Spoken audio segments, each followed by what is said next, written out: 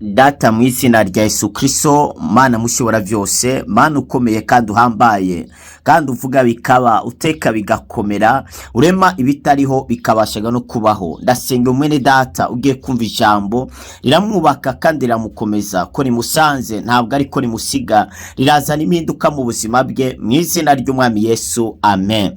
Turabaramukije mwese bakunzi b'ikiganiro, haracyariho ivyisigiro, amahoro y'Imana nakomeze kubana namwe.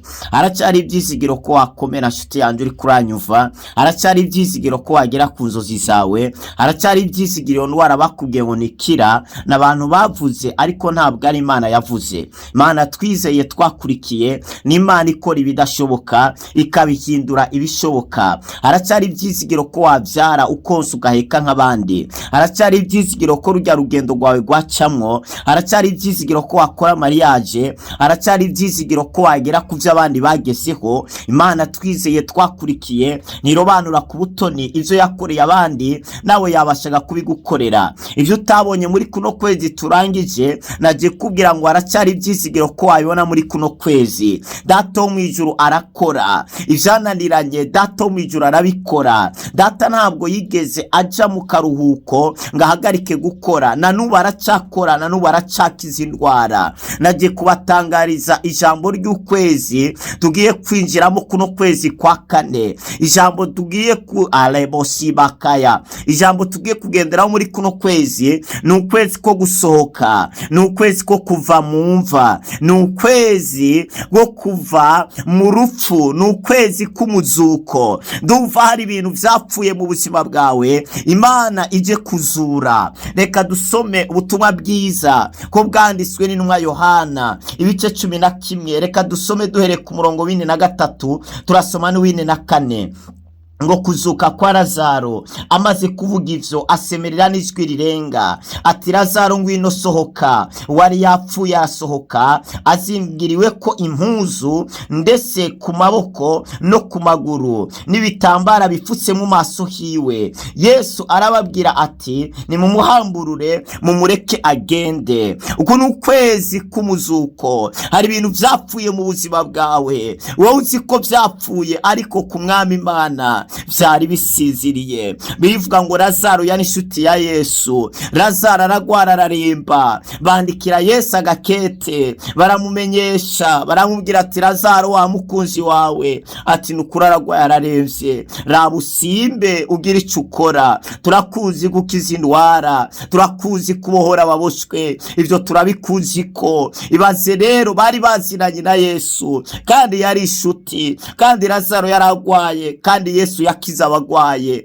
Noneho bamubwiye, bari bazi kaca simba anyaruka kugira ngo akize Lazaro, ngariko Yesu arababwira ati, nawe basubiza agakete kavuga ngo iyo ndwara agwaye ntabwo ari yo kumwica. Bumvise ayo makuru baze bararema, ko bari bazi ijambo rye ko riba ari ukuri ritavangiwe. Ngo maze bararindira, barategereza, ngo bararindira barabe ko basi yakira, barabe ko na Yesu yaza. Yesu ntiyaza, Lazaro ngabandanya aremba, biza kurangira apfuye. Noneho baramwandikira, baramubwira ati, Mutama vyarase kuza arwaye, noneho ubu yacikanye. Yesu avyumvise acabwira abigishwa ati, burya arasinziriye. Abigishwa batangira kubazanya, ariko uyu mugabo koko ntari karaducanga, mbugutu umuntu bavuga ko yapfuye wagatubwira ko yasinziriye. Ngo Yesu afata urugendo araza, aza kuhashika. Lazaro amaze iminsi 4 mu kuzimu.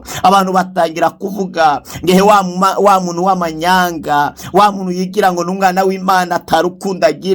Oh, Marita na Maria baza bararira, baravuga ngo ariko mwami, erega uza kuburi hano Lazaro ntabwo aba yapfuye. Iyo uza kuhari ntabwo ibintu biba byageze gutya. Umva ndakubwire, erega Yesu yaza kuba hari, rujya rugendo ruhagwa araciyemwo, irya mariage yarabaye, bijya bintu vyasiba byarakunze, ariko ikibazo nuko atarahari. Ariko duva kuno kwezi umwami agiye kuza ku buzima bwawe, agiye kuza mu rugo rwawe kugira ngo ashire ku murongo ibitari ku murongo. Agiye kuza mu rujya rugendo rwawe kugira ngo yongere atume gwemera agiye kuza muri business yapfuye kugira ngo yongere ayisubize mu buzima. Sizi ibintu satani yaboshe ku buzima bwawe, mwami agiye kuza kubibohora. Ngo maze Yesu aravuga ngo umva niwizera urabona ubwiza bw'Imana. Lazaro wawe arazuka. Ngo maze Yesu arababwira ngo nimunyereka aho mwamuhambye. Birivuga ngo Yesu atangira kurira, aho nyene abantu batangira kuvuga ngo buriya kariko ararira, buriya yamukundaga.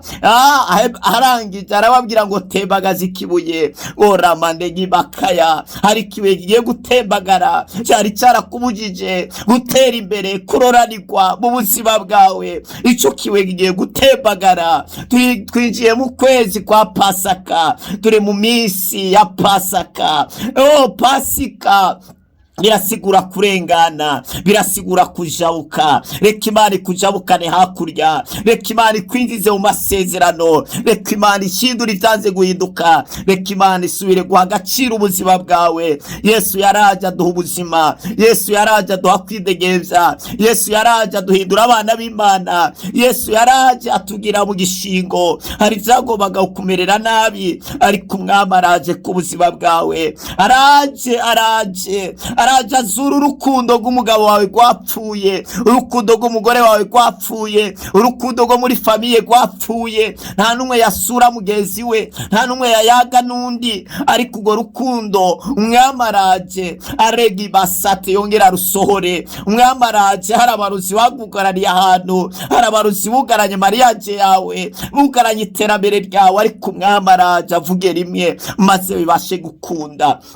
Ngo maze Yesu aravuga ngo Lazaro ngo nusohoke. Ngaho kanya Lazaro arasohoka, ava mu mva azingiriwe kw'ibihuzo, ngo mu maso no ku maboko no ku maguru. Imana idutabare. Ngo maze Yesu arategeka, aravuga ngo nimumukureho ivyo bitambara, ngo mumureke yigendere. Hari ibintu vyakuboshe bikubuza kuja imbere, ariko ivyo bigiye kukurekura. Ndumva hari ibintu Umwami agiye kuzura, ndumva hari ibintu wari warahevye, waruzi ngo gishoboka, Umwami agiye kugira ibishoboka. Ndumva hari abantu batavyaraga, Imana igiye gusohora mu bugumba, bagiye kuvyara. Hari abantu Imana igiye gusohora mu madeni, hari abantu Imana igiye gusohora mu busiribateri. Ni wowe ndiko ndavuga, wowe uri kuranyumva, ni wowe ndi kuvuga. Umaze igihe uri mu marira, umaze igihe uri mu bibazo, wowe ukora ibintu bikanka, ni wowe ndiko ndavuga. Iki ni igihe cyawe cyo gusohoka muri ubwo busiribateri, ni igihe cyawe cyo gusohoka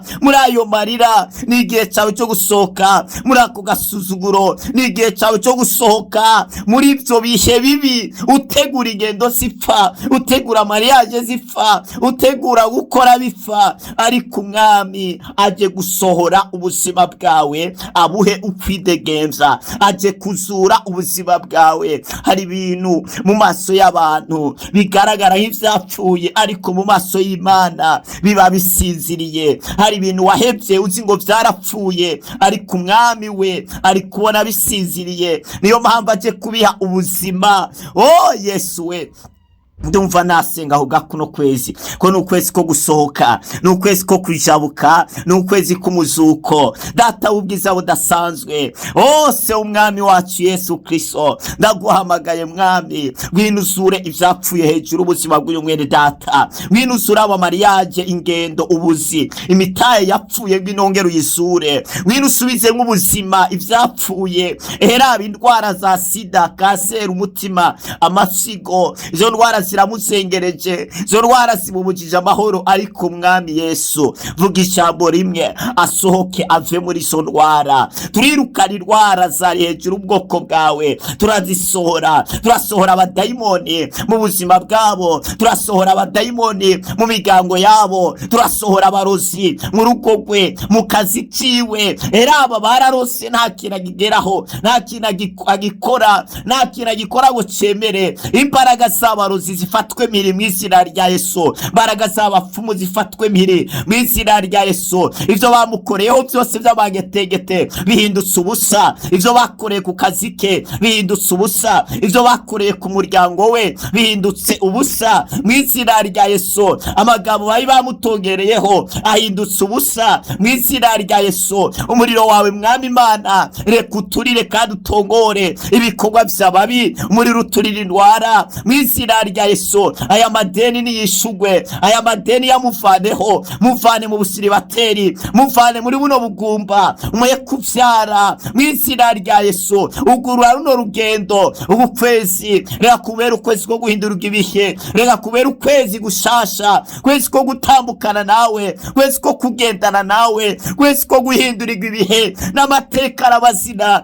vyari vyaranze. Kuno kwezi reka bikunde, inzira zari zariyugaye kuno kwezi reka zuguruke, ivyari biboshe kuno kwezi reka bibohoke, amarira yarise ubu kwezi ayahozwe, amadena yarafite ubu kwezi yishugwe.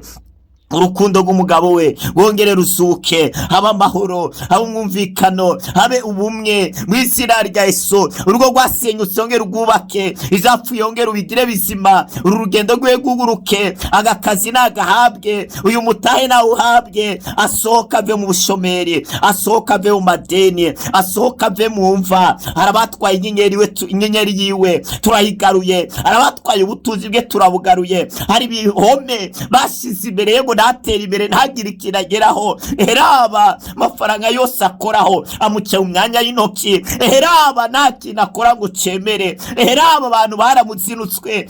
Yesu we, bohora ubuzima bwe, mukureka iminyororo yari yaraboshwe n'abaruzi, mukureka iminyororo yari yaraboshwe n'abadayimoni, yitegevye mu izina rya Yesu. Ibihome vyari imbere ye, ibibuye vyamuzibiye kwinjira mu mugisha, reka bitembagazwe mu izina rya Yesu. Ndavugana n'amagufa yumye nk'uko Ezekiyeli yabwiye amagufa yumye, arabwira ngo uraba amazima kubw'ijambo ry'Uhoraho. Aba nabo bari barapfuye, mu izina rya Yesu nibazuke, ivyabo bizuke, terambere ryabo rizuke, mariage iwe nizuke, vyo babambitse bitari vyo birabavako, maze ubwiza bwawe bukayangane hejuru yabo. Urakoze mwami, kugiriye neza ubwoko bwawe, cyubahiro amashimwe nibihabwe wewe mu izina ry'umwami Yesu.